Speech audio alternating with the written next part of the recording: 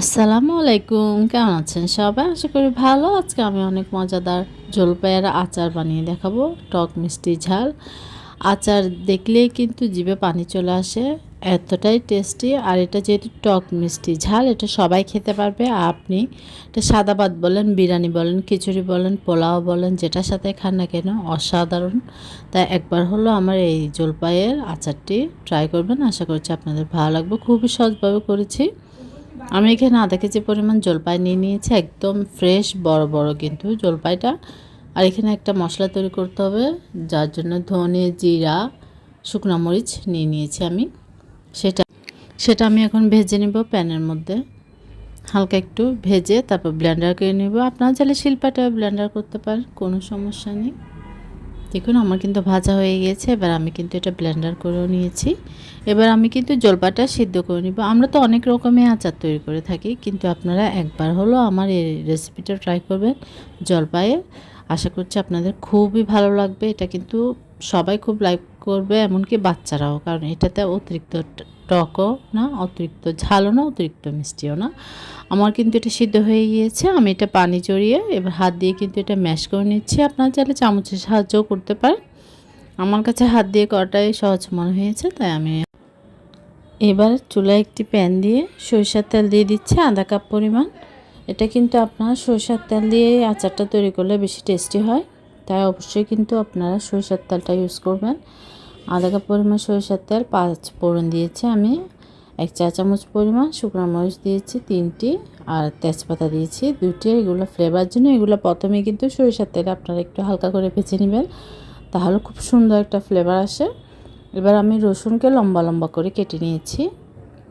আপনারা চাইলে গোল গোল করেও কাটতে পারেন, সেটা আপনাদের মতো করে, কিন্তু এটাও আপনি হালকা একটু ভেজে নেবেন, তাহলে খুব সুন্দর যে আচারের মধ্যে স্ট্রং ফ্লেভারটা কিন্তু ঢুকবে। আমি কিন্তু বাটা এবং গোটা দুটাই ইউজ করছি। আমি এখানে আদা রসুন বাটা দিয়েছি আধা চা চামচ করে, আদা বাটা আধা চা চামচ, রসুন বাটা, সরিষা বাটা দিচ্ছি, যে হলুদ সরিষাটা আছে সেটা এখানে 2 থেকে 3 চা চামচ পরিমাণ হবে। এটা আমি কিন্তু ব্লেন্ডার করে নিয়েছি, আপনার শিলপাটায়ও বেটে নিতে পারেন। আধা ভাঙ্গা করে, একদম কিন্তু এটা ব্লেন্ড করা যাবে না, আধা ভাঙ্গা করে এটা করতে হবে, বেটে নিতে হবে। মরিচ গুঁড়া দিয়েছি 1 চা চামচ পরিমাণ। মরিচ গুঁড়াটা দিলে আপনার টেস্টটাও ভালো আসে, কালারটাও কিন্তু খুব সুন্দর আসে। ধনিয়া গুঁড়া দিয়েছি আমি আধা চা চামচ পরিমাণ। লবণ দিচ্ছি স্বাদ অনুযায়ী, তারপর চিনি দিচ্ছি। আর আজকের আচারটা কিন্তু আমি খুব সহজভাবে করেছি, যেন হাতের কাছে থাকা উপকরণ দিয়ে আপনারা খুব সহজে মজাদার আচারটি তৈরি করতে পারেন। তাই আমি চিনি দিয়েছি, যেহেতু এটা টক মিষ্টি ঝাল হবে, তাই আমি চিনিটা আমার স্বাদ অনুযায়ী দিয়েছি। আপনাদের স্বাদ অনুযায়ী দিয়ে নেবেন। তারপর আমি জলপাইটা দিয়ে দিচ্ছি।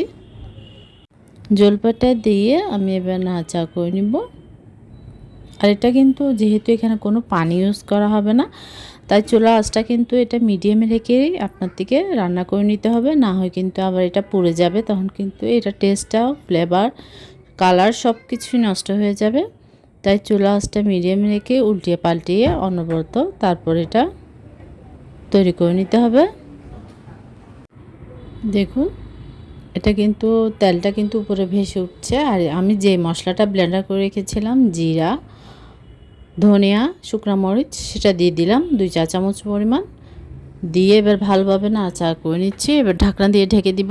চুলা আঁচটা কিন্তু অবশ্যই আপনারা লো টু মিডিয়ামে রাখবেন, অতিরিক্ত হাই করবেন না, কারণ এক একজনের চুলার আঁচটা কিন্তু এক এক রকম হয়ে থাকে, তাই কিন্তু এটা পুড়ে যাবে। আমি ভিনেগার দিয়েছি এখানে 4 থেকে 5 চা চামচ পরিমাণ। আপনাদের যতটুকু পরিমাণ আচার সে অনুযায়ী দিয়ে নেবেন। এটা দিলে আপনার প্রিজারভেটিভের কাজ করে। এটা কিন্তু আপনি 2 থেকে 3 মাস অনায়াসে রেখে খেতে পারবেন, এটা নষ্ট হবে না। যেহেতু গরমের সময় কিন্তু আচার খুব সহজেই নষ্ট হয়ে যায়। আপনারা চেষ্টা করবেন নর্মালে রাখার জন্য, ফ্রিজে নর্মাল চেম্বারে, তাহলে কিন্তু আপনার আচারটা ভালো থাকবে। ভিনেগারটা দিলে আচারটা নষ্ট হয় না, তাই এটা আপনারা অবশ্যই দিবেন।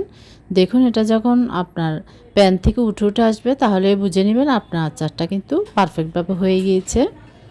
কালারটাও কিন্তু মাশাআল্লাহ কতটা সুন্দর এসেছে। আশা করছি আপনাদের ভালো লাগবে। খুবই সহজ এবং খেতে অনেক মজা, তাই একবার হলো ট্রাই করবেন। আর আমাকে অবশ্যই কমেন্ট করে জানাবেন কেমন হয়েছে। আমার চ্যানেলটি সাবস্ক্রাইব করবেন, পাশে থাকা বেল আইকনটি প্রেস করে দেবেন, নোটিফিকেশন অন হয়ে যাবে, নিত্য নতুন ভিডিওগুলো দেখতে পারবেন। ভুল ত্রুটি হলে সরি। আল্লাহ হাফেজ, আসসালামু আলাইকুম। সবাই ভালো থাকবেন, সুস্থ থাকবেন। আল্লাহ হাফেজ।